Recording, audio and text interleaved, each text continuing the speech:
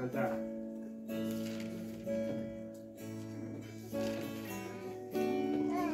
Canta devagar.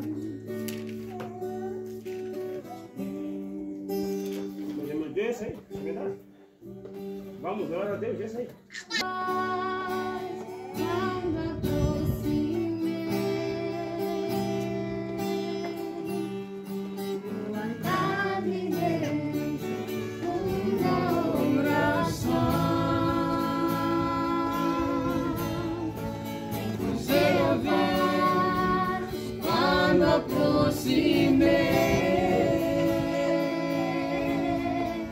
No altar de Deus, em profunda oração,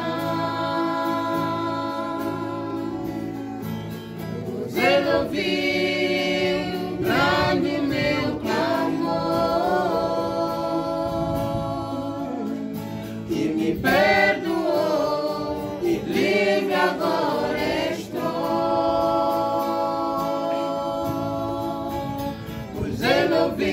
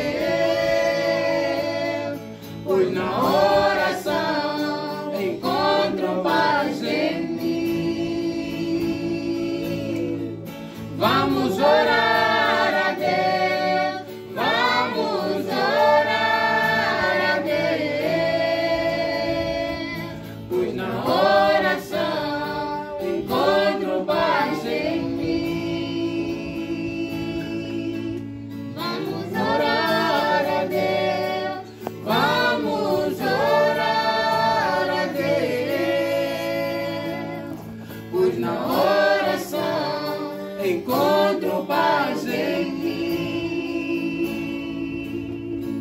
Vamos orar.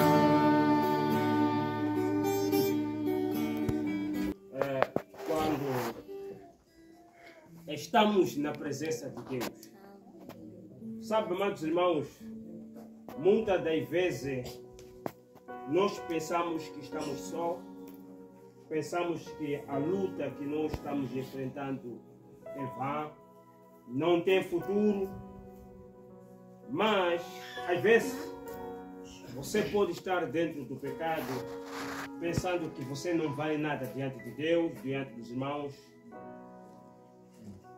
Às vezes desistimos até de orar e perdemos força. Mas uma coisa certa que você tem que ter na sua mente: quanto mais difícil, ora a Deus. Mesmo se você não consegue orar, fale no fundo do coração. Se tens preguiça de orar, cante um louvor que te leva à presença de Deus. Se tem preguiça de cantar, escute um louvor que te leva na presença de Deus. Eu dou exemplo da esposa do falecido irmão Francisco, a esposa do pastor Jerônimo. No dia da sua partida, ele disse assim ao marido: cante somente crer, porque chegou a minha hora de partir. O homem não aguentou, chorou, disse: não vou conseguir cantar, mas disse que no seu telefone tem. Coloque o que está no seu telefone, vamos escutar. Ele colocou: somente crer, de lágrimas nos olhos. Fizeram a última oração, despediu, disse que fique em paz, estou a ir com Deus. Naquele exato momento a irmã fechou os olhos, partiu para a glória. Se existe uma coisa que me faz continuar para vencer na vida, é a falecida irmã Francisca, a esposa do pastor Jerônimo. Foi uma irmã que, mas nunca desistiu. Ela continuou assim. Irmãos, o evangelho não é mar de rosa. Não. Não é doce que nós podemos nadar à vontade. A perseguição, a injúria, a queda, ao levantar. O caminho foi feito através dos espinhos, mas quando você cai, saiba de onde caiu e levante. Não é quando o irmão está no erro, nós temos que crucificá-lo. Não. Vamos ajudar para levantar. Agora, como nós acabamos de ler o livro de Daniel, capítulo 2, começando de 2 para lá, até diante, que eu não vou ler, mas vou citando algumas coisas. Então, Daniel, eu falo ele como João do Antigo Testamento. Daniel era João do Antigo Testamento. Ele tinha visões. Tudo que Daniel viu, João viu. Agora, qual é a relação entre as visões de Daniel com o Apocalipse? Isto nós vamos encontrar. Primeiramente, do capítulo 13 a 19 do Apocalipse, podemos encontrar símbolos que já foram mencionados no livro de Daniel. Estão entendendo? E se aplicam no decorrer do tempo profético. Tudo isto, os símbolos que foram mencionados no livro de Daniel, vão se aplicando no decorrer dos tempos. Quais são os tempos? São tempos proféticos. Agora, para um melhor entendimento, vamos nos ocupar brevemente com aquilo que lhe foi mostrado, que João, que o Daniel foi mostrado. Ele disse, ele viu 4 impérios mundiais sucessivos apresentados por 4 metais diferentes na forma de uma grande estátua. Não é isto que nós lemos? Ele viu 4 impérios mundiais em forma de uma estátua. Isso é o capítulo 2. Também lhe foi mostrado, ou lhe foi dada a explicação da imagem que ele viu. O Daniel, em sonho, Deus lhe revelou o significado, ou a explicação da estátua que o Nabucodonosor viu, ou do sonho que o Nabucodonosor viu, o significado dos 4 reinos que ele viu. Agora, ainda hoje é assim que Deus onisciente revela seus segredos aos seus servos profetas.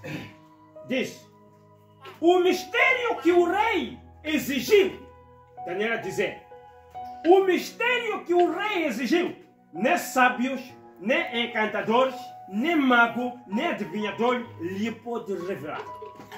Mas há um Deus no céu, o qual revela os mistérios. Daniel 2, 27, 28.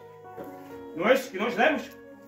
Agora, escute, no capítulo 7, o profeta Daniel viu o desenvolvimento dos impérios mundiais. Depois de ter aquela visão, no capítulo 2, então no capítulo 7, ele viu o desenvolvimento, como é que esses impérios iam desenvolver ao longo do tempo. Representado através de símbolos de animais.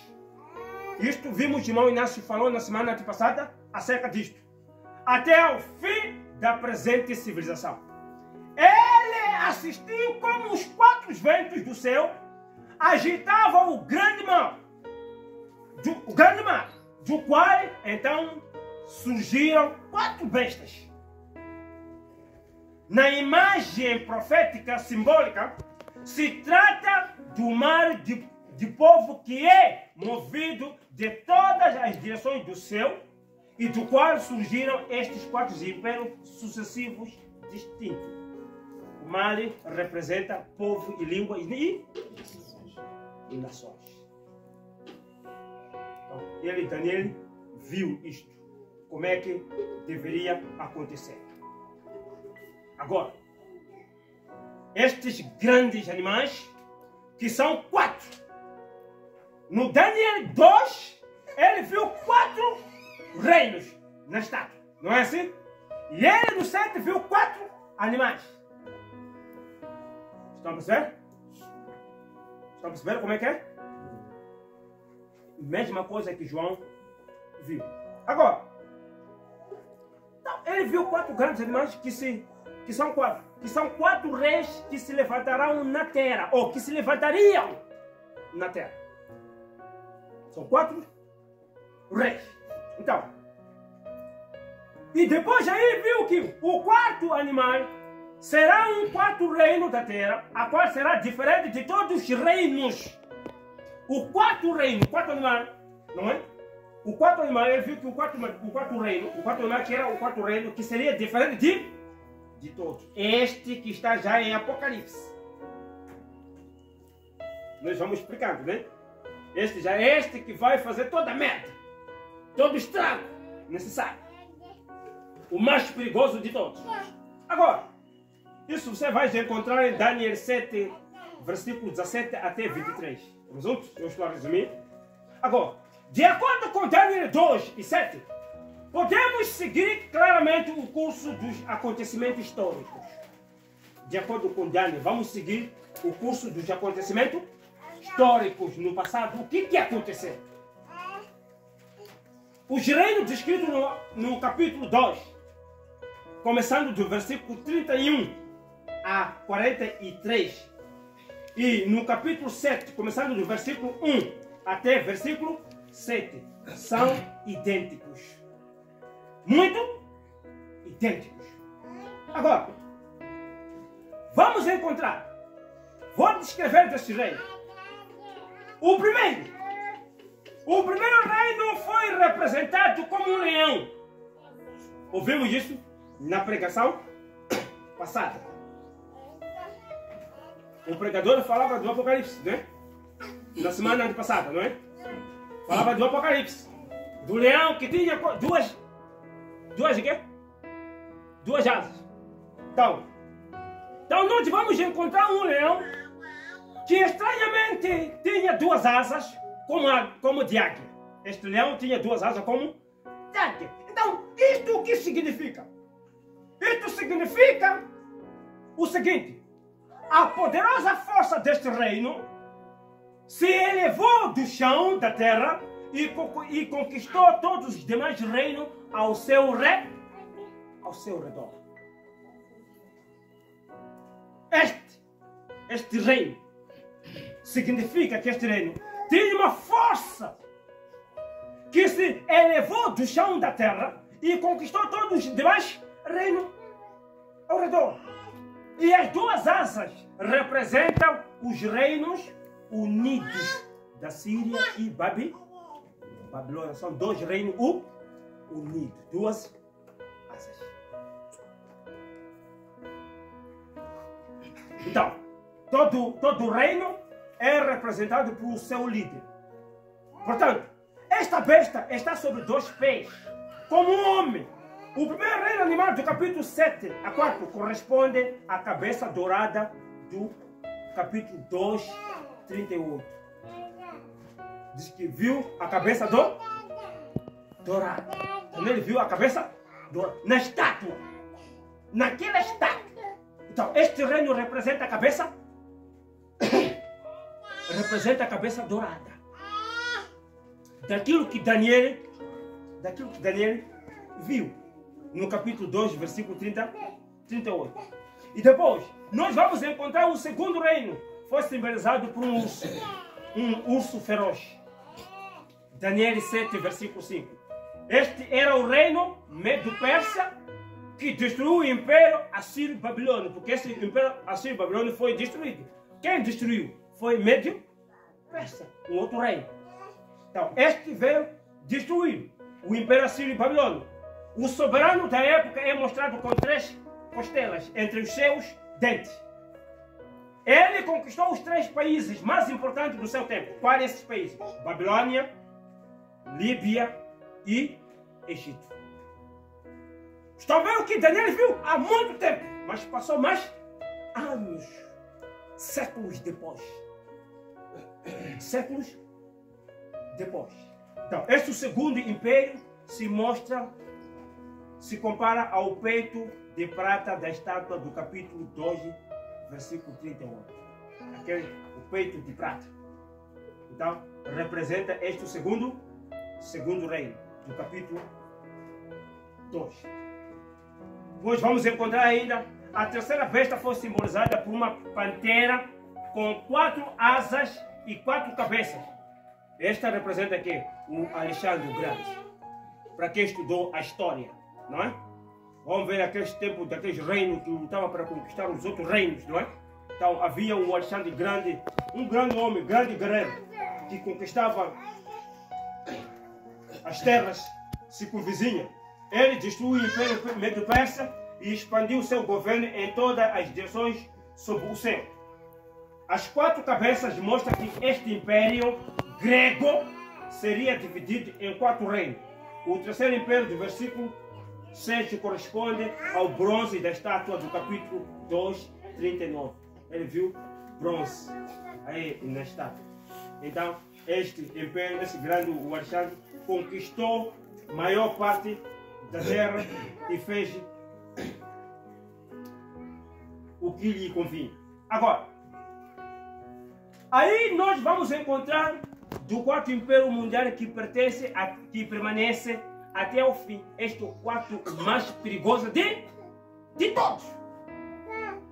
Esse pertence até o fim, permanece até o fim. Nós traremos com maior detalhe. Escute. Disse Daniel 7,7. Depois disso, eu continuava olhando nas visões da noite. E esse aqui, o quarto animal terrível e espantoso. Daniel a dizer. E muito forte. O qual tinha dentes grandes de ferro. Ele devorava e fazia em pedaços. E pisava aos pés o que sobejava. Era diferente de todos os animais que permaneceram, que apareceram antes dele. E tinha 10 pontas. Esse animal, esse último animal, era o mais perigoso de todos. Então, Daniel aqui está explicando. Agora, neste texto corresponde ao ferro e o barro da imagem em Daniel 2, 40, 43. Estamos juntos? Ferro e o barro. No versículo 8 vemos que repentinamente saiu um chifre quebrando os outros 3 chifres da cabeça. Este tem um olho como de homem e fala grande coisa. Este chifre blasfemará a Deus e perseguirá os santos do Altíssimo até que o Senhor execute o juízo. Daniel 7, 20, 25. Estão entendendo este reino? Já consegue compreender de que se trata aqui? Agora, nesta estátua, os 4 impérios mundiais sucessivos foram mostrados através dos metais ouro, prata, bronze e ferro. E as 2 pernas pertencem ao corpo completo e indicam na fase final para o leste e o oeste. Agora escute. Os 10 dedos fazem parte dos 2 pés. Os 10 dedos que Daniel viu. Cada perna tem 5 dedos. Então faz parte dos pés. Portanto, no fim disto, a Europa Oriental e a Europa Ocidental seria uma Europa total unida. Não é isso que aconteceu? A Europa era dividida entre Europa Ocidental e Europa Oriental. Desde a queda do muro de Berlim passou sendo uma única Europa. Entenderam? E esta besta, este animal, está dentro da Europa, não é na Ásia, está dentro da Europa. Este dente afiado. Estão percebendo? Então, aí a Europa torna-se uma nação. uma União Europeia. A União Europeia não existiu no tempo do Hammurabi. Não. A União Europeia foi aqui, anos atrás aqui, quando se constituiu a União Europeia. Naquele tempo era a Europa, mas não era unido como é hoje. Estamos juntos? Então,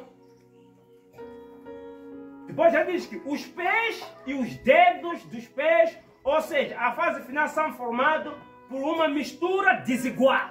Ele diz que o ferro e o barro não se misturam. Isso quer dizer, dentro da Europa existem alguns países que não concordam um ao outro, mas mesmo assim eles estão unidos. Perceberam? Não fazemos isso na mensagem. Às vezes nós não concordamos um com o outro, mas estamos juntos. Estamos unidos. Entenderam?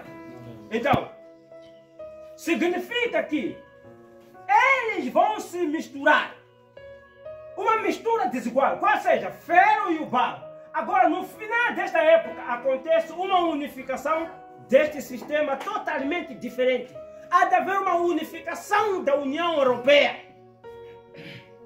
Todos aqueles que ainda não estão lá vão se unir todos na União Europeia. Isso o quê? Escuta, amados irmãos. Esta besta, quando diz que tem 10 cabeças, tem chifre, tem o quê? Existe uma besta sem perna. Existe uma besta sem mão. Existe um corpo formado, um corpo que é formado, que não tem orelha.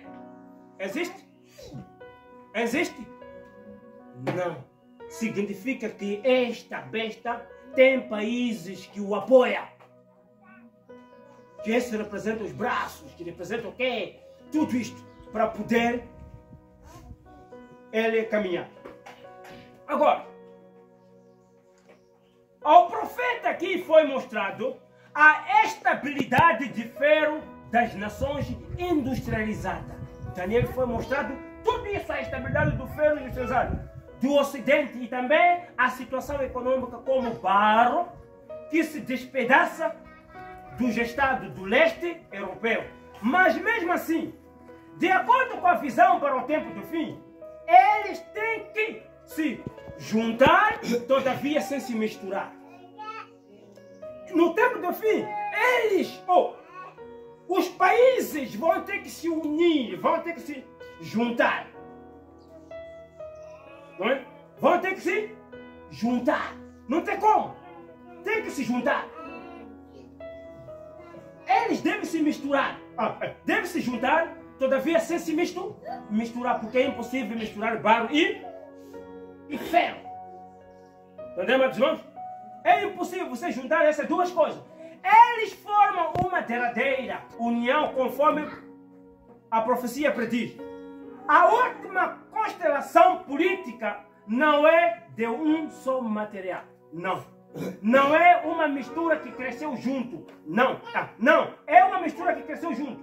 Mas sim uma das propriedades diferentes trazidas à existência por negociações.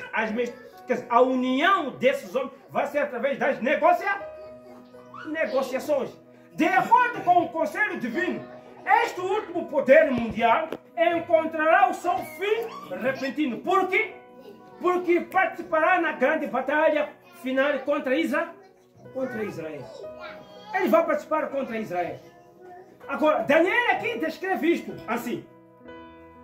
Diz assim, Daniel, estava vendo isso, quando uma pedra foi cortada sem mão, a qual feriu a estátua nos pés de ferro e de barro, e os esmuiçou. Então foi juntamente esmuiçado o ferro e o barro e o cobre, a prata e o ouro, os quais se fizeram como prágnas das eiras do Estio. E o vento os levou e não se achou lugar algum para eles. Mas a pedra que feriu a estátua se fez um grande monte e encheu toda a terra. Não é isso que lemos? Daniel 2, 34 a 35. Agora, aqui nós vamos encontrar que esta pedra que destruiu a estátua era quem? Era Cristo. Vamos ver? Assim é falado dele nas passagens bíblicas. Isaías 8, 14, Zacarias 3:9, Salmos 118, 22, Mateus 21, 42 e 1 Pedro 2, versículo 4.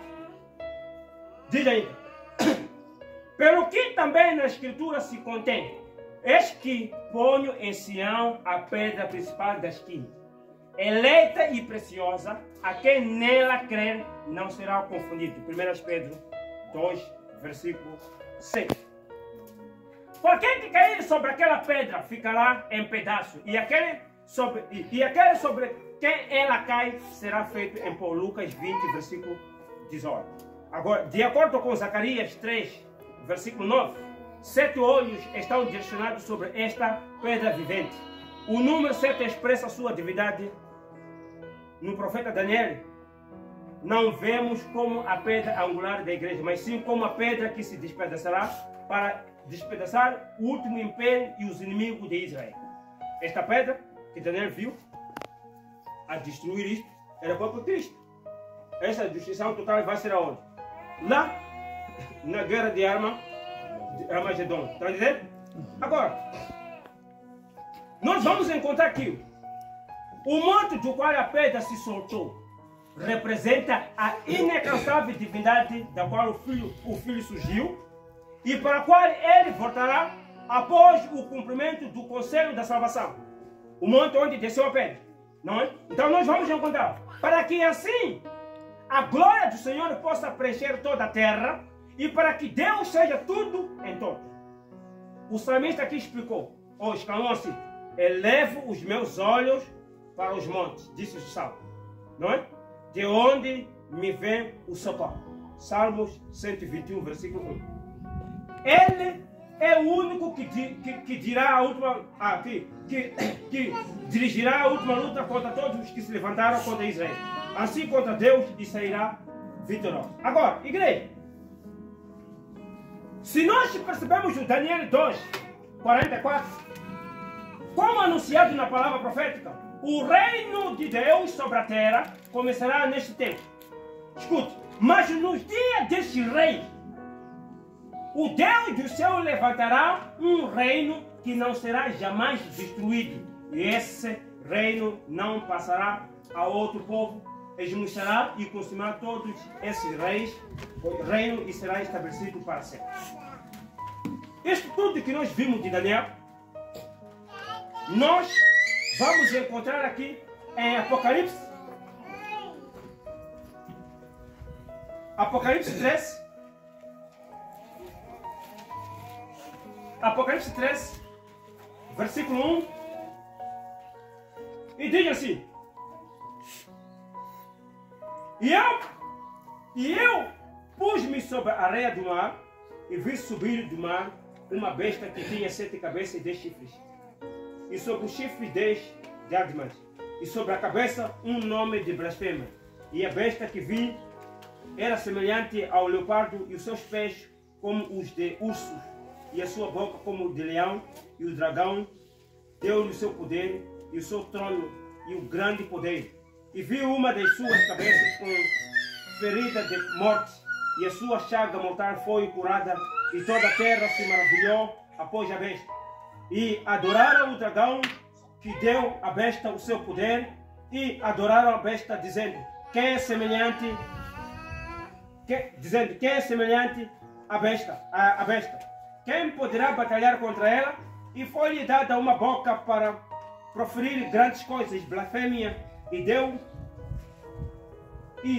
deu-se-lhe poder para continuar por 42 meses. E abriu a boca em blasfêmia contra Deus, para blasfemar do seu nome e do seu tabernáculo e dos que habitam no céu. E foi-lhe permitido fazer guerra aos santos e vencê-los. E deu-lhe poder sobre toda tribo e língua e nação. E adoraram todos os que habitam sobre a terra, esses cujos nomes não estão escritos no livro da vida do Cordeiro, que foi morto desde a fundação do mundo. Se alguém tem ouvido, ouça. Se alguém leva em cativeiro, um cativeiro irá. Se alguém matar a espada, necessário é que a espada seja morta. aqui está a paciência e a fé dos santos. Agora, para você poder perceber, amados irmãos, os 3 primeiros reinos que Daniel viu não são mais mencionados no capítulo 13. Os 3 primeiros reinos que Daniel viu não são mencionados aqui no capítulo 13. Agora, porque já não pertence ao passado. No final dos dias, trata-se do último poder mundial. Nos finais do dia, aqui trata-se do último poder mundial. O Império Romano, que é descrito como uma besta com 7 cabeças e 10 chifres, vale ressaltar que este animal é muito parecido com Satanás. O dragão de fogo com 7 cabeças e 10 chifres. Apocalipse 2, versículo 3. O príncipe deste mundo exercita sua influência, não é? Exercita sua influência sobre a terra através dessa superpotência na pessoa do anticristo. E o dragão deu-lhe o seu poder. Qual é o seu poder? E o seu trono? A cadeia. Não é? Ele vai se sentar como Deus. Então, o dragão deu-lhe o seu trono e grande poder no versículo 2. Trata-se do poder mundial que vem de uma certa cadeia. Qual é a cadeia? As Nações Unidas, não é? É lá onde todo mundo se une. Estão lá as grandes potências que estão a governar este mundo. Então, deste especial poder da besta, não se trata só de uma força em geral, mas também de uma pessoa na qual o poder é encarnado e representado em Daniel 7, versículo 17. Esta pessoa tem um poder, é uma pessoa encarnada, um poder encarnado numa pessoa que vai executar todo este poder. Veja, o presidente em exercício da União Europeia, por exemplo, tem um poder limitado, não é? Ou todo presidente eleito tem um poder limitado, não é eterno, não é assim? Todos aqueles chefes de Estado, como não, são substituíveis através da eleição, não é assim? Mesmo que haja nos países comunistas, não morrem e são substituídos, não é assim? Então diz que... Então, para você poder perceber, então, a cabeça religiosa, em contrapartida, é também chefe do Estado e não pode ser substituído do cargo pelo voto e tem um poder global. Quem é o líder das igrejas e ao mesmo tempo é o líder do Estado? Papa. Entenderam? Ele é o líder da igreja. Ninguém vai lhe substituir nem por eleição, nem por quê. Porque a Bíblia diz que a besta que era já não era mais, que há de vir. Não é assim? Que vem. É um poder que não termina. Não pode ser substituído pela eleição. Ou dizer porque ele caiu um adultério será substituído. Não existe isso lá. Entendeu? Não existe isso lá. Então, na profecia bíblica nos é dito explicitamente que ambas, a religião e a política, se unirão. As duas coisas, a religião tanto como a política, vão se unir.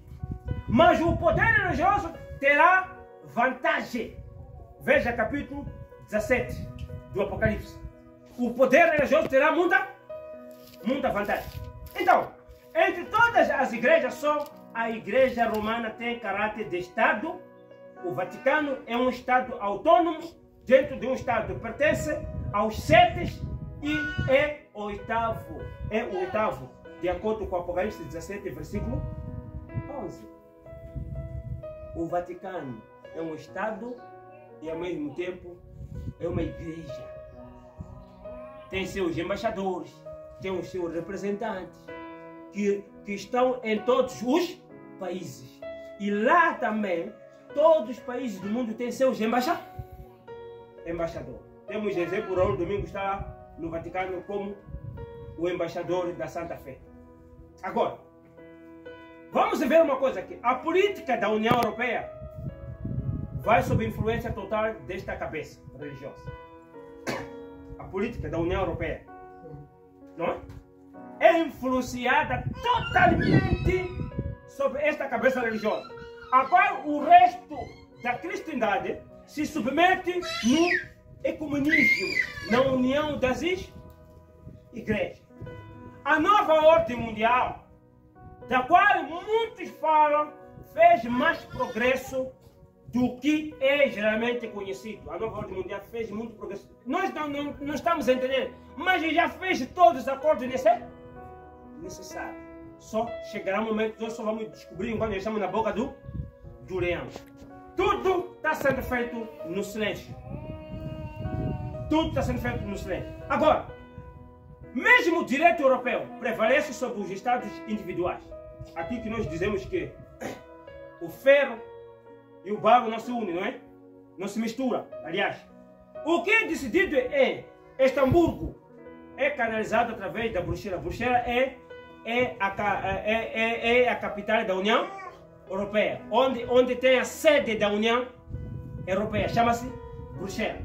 Para todos os estados pertencentes à União Europeia, algumas das nações denominadas pelo protestante, por exemplo, temos a Alemanha. A católica não domina a Alemanha, mas são os protestantes que dominam na Alemanha.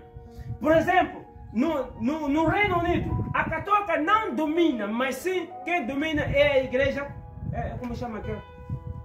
É presbiteriano, não é presbiteriano? É dos pequenos de bombos, como se chama?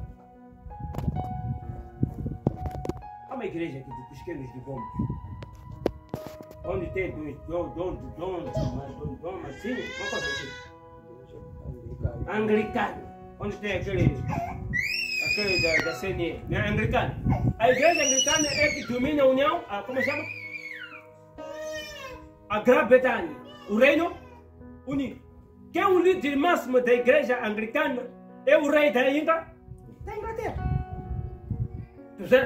Então, a União Europeia está dividida porque existem países